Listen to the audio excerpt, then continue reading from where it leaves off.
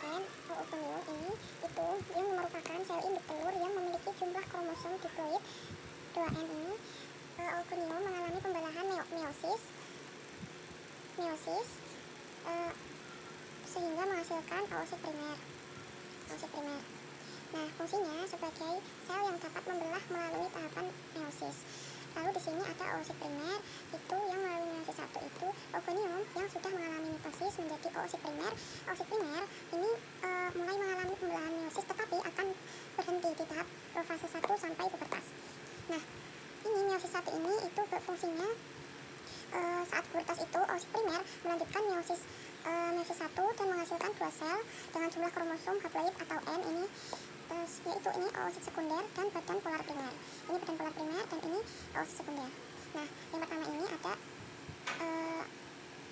badan polar primer ini sel telur yang berukuran kecil dan memiliki sedikit sitoplasma yang terbentuk pada saat proses oogenesis.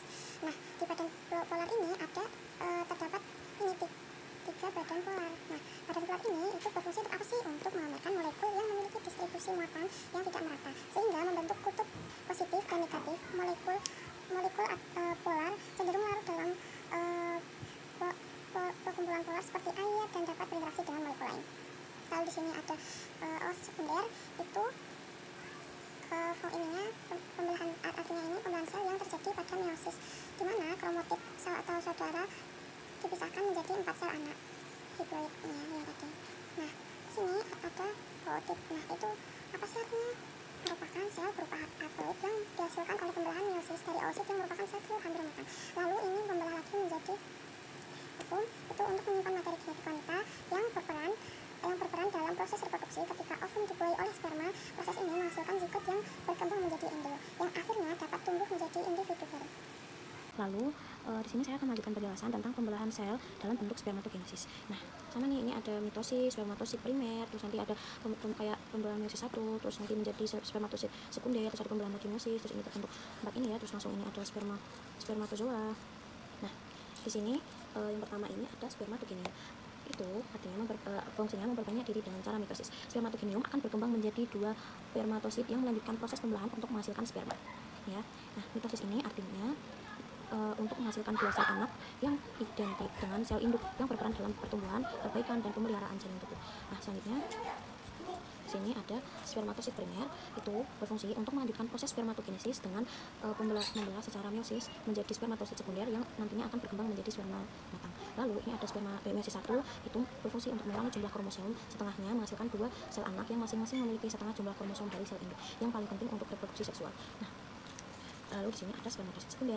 Fungsinya apa sih? Untuk melanjutkan pembelahan meiosis 2 yang menghasilkan spermatid yang kemudian akan berkembang menjadi sperma matang. Lalu ini ada meiosis 1, itu untuk membagi sel yang haploid yang masing-masing memiliki setengah jumlah kromosom yang penting untuk pembentukan gamet atau sperma atau sel telur dalam reproduksi seksual. Lalu di sini ada spermatid yang ini. Nah, itu adalah untuk berkembang menjadi sperma matang melalui proses dan spermiogenesis yang melibatkan perubahan bentuk dan struktur seperti pembentukan ekor agar dapat bergerak dan siap untuk fertilisasi. Lalu di sini ada spermatozoa, itu berfungsi untuk membawa sel telur dalam proses fertilisasi, membawa materi genetik pria untuk menyatu dengan materi genetik wanita dan membentuk zigot. Lalu selanjutnya saya akan menjelaskan sel sperma. Nah, sel sperma ini ada 3 bagian. Yang pertama ekor, terus ini bagian tengah, terus ini bagian kepala. Nah, bagian ekor ini ada ini satu membran plasma. Nah, membran plasma itu apa sih? Untuk melindungi sel dengan membatasi inti sel dan mengatur pertukaran zat antara sel dan lingkungan eksternal. Membran plasma juga berperan dalam komunikasi antara sel dan mempertahankan keseimbangan internal. Nah, lanjut lagi ada bagian tengah. Bagian tengah ini ada mitokondria atau ya ini bentuk spiral ya, sama bagian leher dan sini ya. Nah, mitokondria ini berbentuk spiral. Nah, ini fungsinya untuk apa sih? Yang pertama, menghasilkan energi untuk menggerakkan sperma. Yang kedua, membantu homeostasis kalsium. Yang ketiga, membentuk spesies oksigen reaktif atau ROS. Yang keempat, membantu apoptosis, yaitu proses penghancuran sel yang tua atau rusak. Yang kelima, membantu biostres hormon steroid. Nah, bagian tengah ini berfungsi sebagai penghubung sperma antara kepala dan ekor sperma serta menghasilkan energi untuk menggerakkan sperma. Nah, yang terakhir ini ada bagian kepala, ada nukleus dan nukleus. Nukleus ini berfungsi untuk mengatur aktivitas sel dan pertumbuhan, metabolisme, dan pembelahan sel. Nah, nukleus juga menyimpan materi genetik dalam bentuk DNA yang mengandung informasi yang diperlukan untuk sintesis protein dan pewarnaan sifat. Terus di sini ada akrosom, itu berfungsi untuk membantu sperma menembus sel telur dalam pembuahan. Akrosom yang terletak di ujung kepala sperma mengandung enzim yang memecah lapisan pelindung sekitar ovum, memungkinkan sperma untuk masuk dan menyatu dengan sel telur.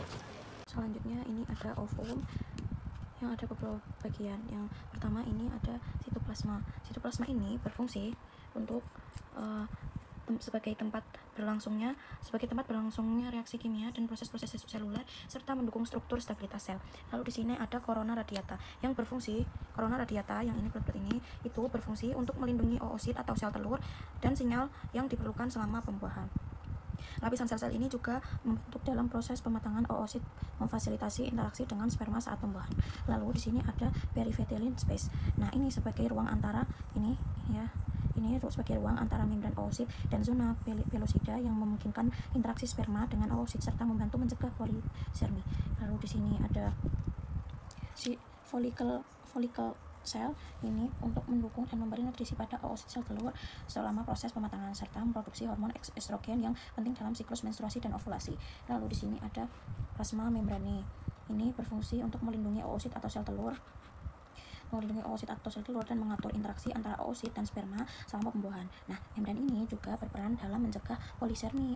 Terus masuknya lebih dari satu sperma setelah pembuahan. Lalu di sini ada zona pelosida, itu berfungsi untuk melindungi oosit atau sel telur dan mengatur proses pembuahan dengan memungkinkan sperma menempel dan memasuki oosit. Zona pelosida juga mencegah polisermi, yaitu pembuahan dari satu sperma. Lalu di sini ada nukleus. Ini berfungsi untuk memproduksi dan merakit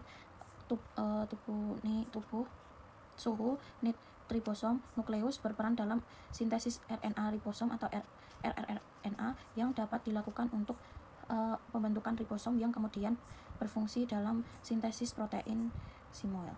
Lalu di sini ada nukleus, itu berfungsi untuk menyimpan materi genetik dan memiliki memiliki jumlah kromosom haploid. Dan dari presentasi saya, kurang lebihnya mohon maaf. Wassalamualaikum warahmatullahi wabarakatuh.